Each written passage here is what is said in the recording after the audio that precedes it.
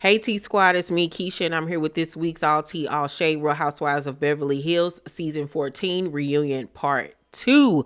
But before I begin, because I got a lot to say, want to let you guys know that this week I'll be dropping a Shein haul video that you do not want to miss. I'm going to show you guys how I style some of these dope spring pieces, and I'll be dropping an expose this week. Will it be the Heavenly one, the Quad one, or the Brit Edie one?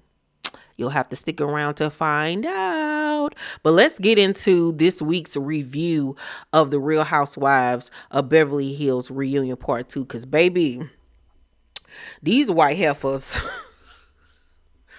woo, they ain't gonna bother me.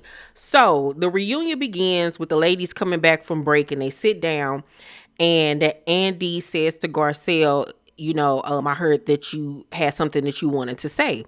So Garcelle says to Kyle, it feels like you told me things off camera to shut me up, which is exactly what she did. She tried to silence the cast members so she could create her own narrative. And that narrative was once again of her being this, separated woman whose husband is out here philandering with other women and living the single life while she's at home in this big old house by herself, and she's becoming an empty nester and she don't know what to do with her life, when in actuality you out there finger banging Morgan Wade. Get out of here with that, girl. Bye. So Kyle gonna say, it was my way of getting to a deeper level with you. What? Houseway. How? Because she got deeper with you on the boat when she told you about her fears of being single, her kids going and moving out of the house, going to college, doing whatever they're going to do. You could have taken that opportunity right then and there when it was just the two of you on the boat to say whatever you said to her off camera right then and there. But you chose not to. And you know God well that you and Garcelle are not friends. You used her to your benefit when it helps you, pretty much. So Andy says, for the people that say you're on a reality show and need to share everything, what do you have to say to that? And Kyle says, I'm not going to share something that will affect my daughters for a TV show, a network, for ratings, for fans. I'm not doing that. I don't care. But my thing is, that's your job. So if you feel that way, then you need to exit stage left. And I don't understand why Andy don't act like their boss and the host and check some of these hoes at points. Because I understand you have to be a host and get these people to open up to you. But at the other end of it, you are their boss. And if you have an employee telling you right to your face that they are not going to do such and such and such, and that's what they getting paid to do, you got to go. Period. Because it's not a situation where you have teenagers, you have grown adult daughters, one that is about to be out the house as well. So you can stop all of that. You can really stop all that. Your daughters are not dumb. They know exactly what is going on. Just as well as they see their daddy out here canoodling with this woman and that woman, they know that you over there licking that lady vagina. So stop. Please stop. So Andy says, but Morgan is a public figure. And Kyle says, but it's different than the Housewives fandom. And he was like, but that comes along with being a celebrity where people are guessing about your life, who you're seeing. Like, come on, stop. And Andy says, she also experienced greater publicity being on this show. And I was like, you better clock it. You better clock it and you better say it. And Dorit jumps in and was like, she became a household name, which she did. I had never heard of Morgan Wade until Kyle brought her up and until Kyle started kicking it with this chick. I had never heard of her. And I'm not going to sit up here and say I'm a huge country western fan. There are artists that I do like, and there are artists that I do love when it comes to country, but I had never heard of her. Never. She came up on this show. Being on Beverly Hills made her more wider known. way more wider known. And if I'm remembering correctly, I remember Kyle either saying that in an interview or on the show that she was like, more people need to know about you, or whatever the case may be. Like, girl, stop. Andy then says, well, putting out a video that depicts you as lovers, it contributed to a conversation that was already a runaway train, and that was totally in her hands. And Kyle was like, well, mine too. And Andy says, well, at some point you can't have your cake and eat it too. And that's the real true tea. Y'all played into this whole are they, aren't they thing, and what y'all playing into it. Then, according to you, all of a sudden she didn't like the attention no more. She didn't want it. So we don't. And I don't want you mentioning my name or talking about me or bringing me up or anything like that.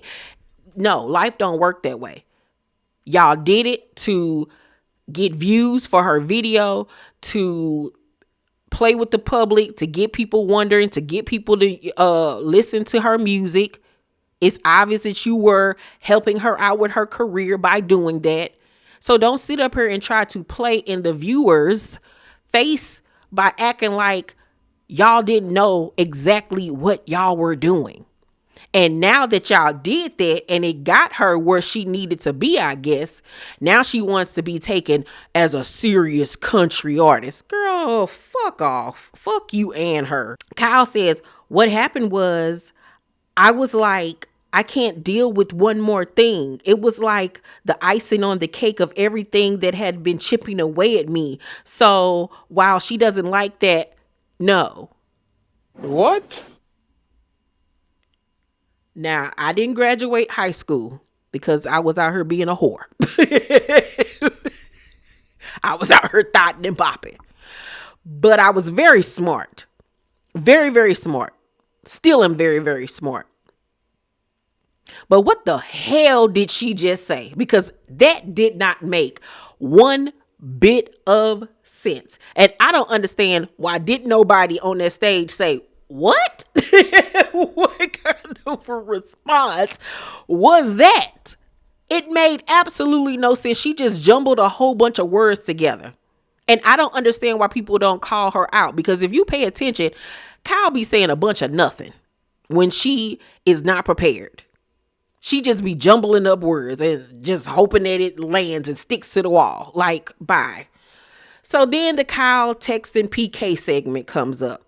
And Dorit says, I just wonder when you see that and you tell Bose she can go F off if she thinks I'm going to show her the text. Can you wrap your head around how effed up that is?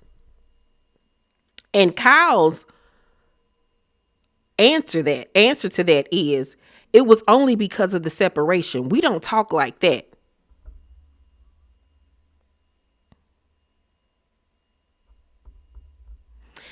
If it was that simple, then why would your response be to Bose that she can go F off if she think I'm going to show her these texts? If it was that simple and black and white, then you wouldn't have had any problems showing her y'all text messages. You're full of shit, Kyle. You're so full of it. Andy says, well, who here is Team Kyle on this? Everybody's mute. And then Erica says, well, I don't think she was talking about Dorit when she has these conversations with PK. I think that they were talking about the show. Erica, you can go suck on a bag of dicks. Shut the fuck up, because you don't believe that shit. You didn't believe it when she said it the first time on the show. You know damn well that they were not talking about this damn show when they were communicating with each other. Stop. I swear, I would think that you over there fucking and sucking on Kyle, the way your mouth stay on her clit. Like, oh my God, Jesus the Christ. What dirt do y'all have on each other? Because that is something there. Because they ride or die for each other, okay? And y'all hoes need to be looking into that and getting that together. Because let me tell you something. Dorit, Erica gonna have Kyle's back before she have yours. She playing neutral to some capacity right now, but when it all boils down to it, you are collateral damage when it comes to her relationship with Kyle. And I got more to say on that in a minute. When asked, Kyle then admits that she would feel some type of way if Dorit was texting Mauricio. Now remember, while filming, she was like, I wouldn't care if you texted Mauricio. I wouldn't care at all. Lying. And because of that, I would have started texting Mauricio. How about that? How about that? You can dish it, you can take it. Me and Mauricio be best girlfriends, good Judies. I'll be kicking it at the bars with him, helping him pick up women, being his wingman. Since it's so innocent what you talking to my husband, I'm gonna show you how to do this, son. How about that? Y'all better stop playing. Then Dorit was like, but Kyle, you could have still abided by girl code. And Kyle was like, well, where was your girl code when you read my text for the whole world to see? That's breaking friend code. According to you, y'all weren't friends, so she didn't break shit. So like, make up your mind, girl. It's either I'm your friend or I am not. Oh, I'm your friend when it's convenient for you and when you're being called out on your BS, then I'm your friend. But then when it's not beneficial to you, it's, I don't know her. Me and her ain't friends like that. She over exaggerating our friendship. Kyle is such a goddamn hypocrite. And then had the nerve to say out of them thin mint lips of hers that I'm a girl's girl. I've always been a girl's girl. Since when? You ain't been a girl's a woman's woman, a sister. You ain't been nothing. You dog walk your sister for the first couple of seasons. You never had her back. Okay. You ain't a friend to no one, Kyle. I don't trust no hoe that could treat her sisters the way that she treats her sisters. That lets you know everything right there, that hoe cannot be trusted. No, ma'am. So then Andy says, Bo's on this podcast or whatever she was on, you said that Kyle is a liar. And Kyle was like, I've never lied. Girl, you done lied since you been up on this damn stage. That's why she kept dropping that dang on amethyst thing. Because that amethyst was like, I know you lied. Get me out of here. This bitch is Satan. And so Bose was like, you said it was just jokes and memes. But it wasn't. Omission equals lies. And I was like, you better clock it. You better clock it. When you're right, you're right. And when you're wrong, you're wrong. And in this case, you are right. So Andy says, have you texted with PK since? And she says, yeah, she has. So everything that this lady has said to you done went in one ear and out the other because you don't give a single fuck. You gonna do what you want to do anyway. So Dorit was like, well, he tells me every single thing. He tells me every time you text. And Andy was like, well, what has he told you? Since you making it clear that you know what the tea is it something that she is not telling you that you already know? And Dorit was like, yeah, like she called him after Oceanside and told him we got into a fight. Ain't no way in hell you about to be picking up a phone, calling, texting, voicemailing, sending a pigeon, a kite, a email, a fax to my husband telling him we got into it. What you think he gonna do? Whoop me? You way too comfortable. Way too comfortable. Cause what the you think this is? Y'all better stop playing with these hoes because how I would have hit back with that, the next thing she would have saw me and Mauricio are having drinks and me posting it on the gram. Me and my bestie. Telling him everything that I would never tell his wife. How, girl, you want to play? We gonna play. That's some bold right there. That is bold. So then Dorit get to talking about how she want them to talk without the cameras. And she was like, yeah, I would like that. I really do. I would like that. Baby, when the camera did a full pan to that couch, Garcelle was sitting there like, can I please go? And I didn't blame her because the fake that was going on that stage, now y'all want to act like I want to kumbaya with you. I really want to get through this. I really want to talk. Girl, ain't no talking. Ain't no talking after what has been said and done between y'all. That friendship, whatever it was, will never be the same. So y'all can quit it. Y'all don't like each other for real, for real. Stop. And Garcelle was clocking the fakeness going on that damn stage. So Jennifer Tilly joins with all of her fabulous jewels. And Andy brings up what I have been telling y'all about Jennifer Tilly's reads on the after show. She has some great reads. And I was like, why aren't you giving us that in scene? Or if she is giving us that, why aren't they showing that? Oh my gosh, she was going off. And the one that they showed wasn't even a real good one.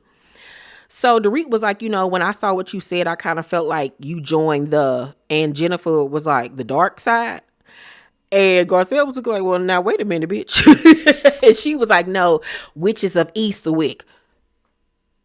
I know you lying when you white heifers is over there on some coven type shit. You can't call nobody no witch. Nobody. When out of everybody on this reunion, you look the most witchy-ist. Like, Dorit is frail. So frail, it's in her face, it's in her body. Like, all you see is skin and bones. It's like I wanted to just go up there and give her some cornbread and some good northern beans. Put some ham hocks in it and get some meat on her bones, because girl, you are giving Harry Potter and the Deathly Hallows with the way you look. No. So as they're sitting there, Jennifer Tilly leans over to Garcelle, was like, do you think that Sutton is on some kind of anxiety medication?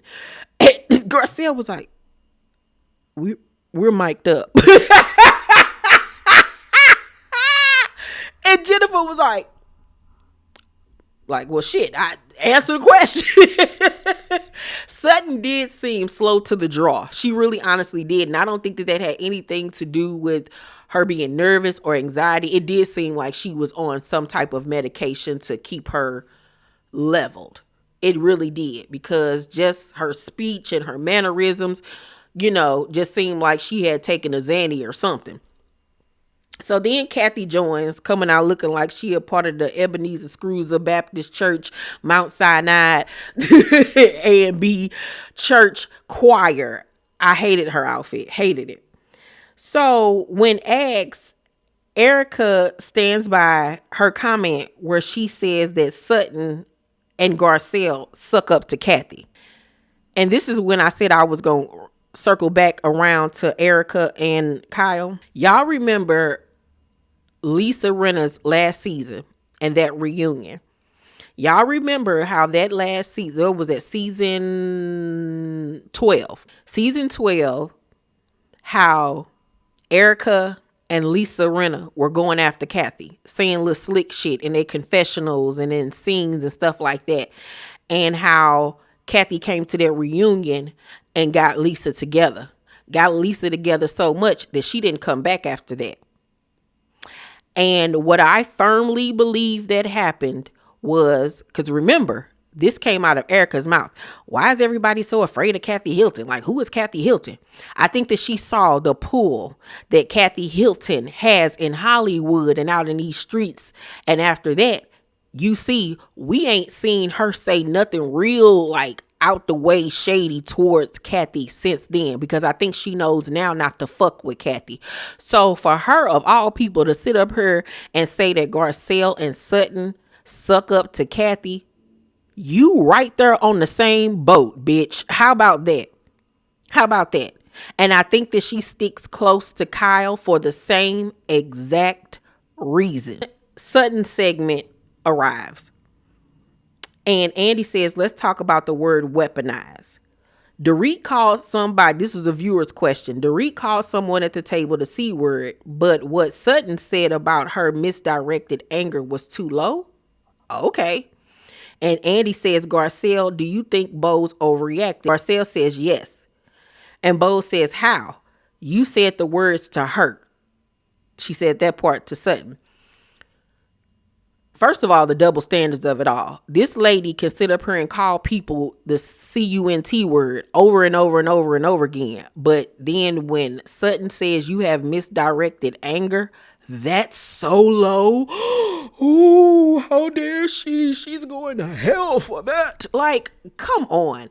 Come on. And I wish somebody on that stage would have been like, y'all sound stupid as hell. Stupid as hell. And Bose, you sitting up there co-signing that foolishness. Get the fuck out of here. Like, I don't like her ass. She is giving me, yes, sir, massa. I do what you say. You want me to tap dance for your massa? That's exactly what she is giving me. And it's disgusting to watch. Because how can you sit up there and say to Sutton, you said the words to hurt. So when she was sitting there calling Camille she wasn't saying it to hurt. Make it make sense, my love, because you don't make any sense. We all know you're a very smart, intelligent woman. But right now, you're talking nonsense. So then Sutton was like, she was yelling at everyone. She was cussing. And Bo says, but that's not how you get someone to stop yelling. So it's her fault now. It's her fault that your good friend was sitting there acting a donkey in front of everybody, trying to act like she had balls of steel. You ain't got nothing to say about that, though. But you got something to say to Sutton because she checked her and told her, you ain't mad at me, ho. You mad at your life. Don't bring that over here. Like, I want Bose to go trip over her size 10 feet. I don't like her. I simply do not like no black woman that will get up here and tap dance and cheerlead for white mediocrity, because we all know that these hoes up there, they don't f with us for real, for real. They don't. Like Dorit says, my mother's best friend is black, but she didn't have any black friends. She just had people of color that worked for her. And the fact that once again, you watched this show before you came on here and saw her say these things, and then you still decided to cozy up to her. So Dorit says, you haven't said 2 words since you've been here. The person that was in this season was so vicious. You know, with that beady stare. Where is she? She didn't come today. Now, at this point, you know, she's coming for Sutton. She's antagonizing her and all of that stuff. Sutton trying to keep it cute. But honestly, what she is saying is real true tea. Where is the Sutton that we saw this season? Because we love that Sutton. And I wish that she would have came to the reunion on that type of time and was standing on business instead of trying to act all meek and weak and act like she afraid. Kyle and Erica say that Sutton's wallet comment to Dorit was disgusting and beneath her. And I don't think it was disgusting or beneath her at all. I think it was honest, true, and how she felt. Just like when Dorit sits up here and calls her a drunk and all of these things, that's probably true to her too. So if y'all want to point out how that's disgusting and beneath her, how about y'all say the same thing to y'all good friend who over there sitting looking like a needle in a haystack? Meanwhile, Jennifer Tilly done pulled out her candy out her purse like she in church, and she trying to do it all quietly. Y'all, I was screaming. Jennifer Tilly is me, okay? So then Dorit says, I mean, you live on a fucking main road. And Andy was like, so you're using the fact that she lives on a main road in Bel Air to come back at her? And she was like, yeah, I wouldn't want to live on a fucking main road. This was the opportunity, Sutton, for you to eat her alive. She had opened the door for you to run through that bitch and spear her.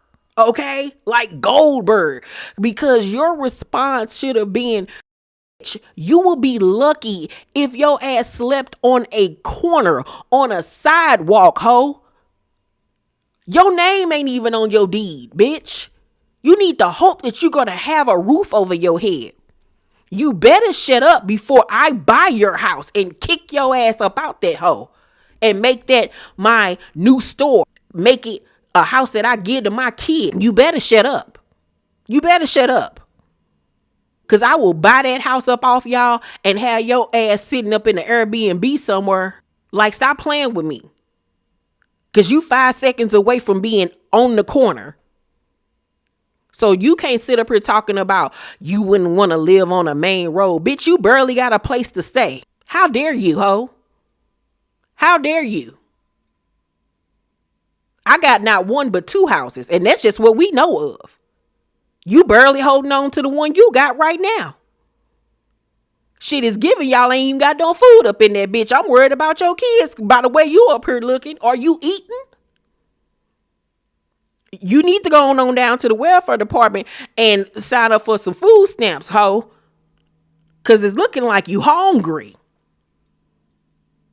You need to go up in that closet and get to selling some of them outfits. And pay some of that back rent, that back mortgage. Okay? Because it's mighty funny. You and PK out here skinny. Like, how dare you say I wouldn't want to live on an effing main road? Bitch, your broke ass can't even walk on my road. Like, girl. You better shut up before I make you go live in an efficiency. Girl, no. Then Dorit says, I know you're used to buying people. Now, remember during the season, she said and made a comment that Sutton likes to buy people. And she insinuated that she bought Garcelle's friendship. And I didn't like that. I didn't like that at all. Because to me, it just went into like some racist slave type of I ain't like the innuendo. And Erica just sitting there. She said it. Oh my God. She said it. Oh my God. Oh my God. Oh my God. My nipples are hard. Oh my God. She said it. Oh my God. She went there. And I'm like, y'all are basking in this. This is crazy. And Sutton says, who have I tried to buy, honey? And Dorit was like, oh, here she come. Oh, here she come. Like really baiting her. And if this hoe get up there on next week episode and say that Sutton bought Garcelle, I'm going to be done. I'm going to be done. But I truly see why Garcelle did not stick around at the end for the cast photo and left. Because fuck y'all. I'm not sticking around here and acting like I like any of you bitches. Like, fuck you, fuck Andy, fuck this show. I'm like, no, I'm not about to do this with y'all. Because everything up here is fake. There are double standards. There is hypocrisy going on. Like, like who has the time and the energy? I just wish that Garcelle would have went out with a bang and cussed everybody out. But that's just not who she is, obviously, as a person. It's not who she is. Yeah. This show gotta change. I really hope they revamp this show after this season, because we the viewers are screaming to Bravo that we cannot continue on this way. We just simply cannot. I'm gonna give Reunion Part 2. I'm gonna give Reunion Part 2 a B-, because it was just so much BS going on. No, like a lot of people on that stage were not keeping it real, and I just can't respect that. Cannot. But y'all let me know what y'all thought about Reunion Part 2. Let's talk about it down below in the comment section. Don't forget, I got my Shein haul video coming out this week, as well as one of my exposés. So be on the lookout for that as well. I love you guys, and I will see you on the next video. Bye.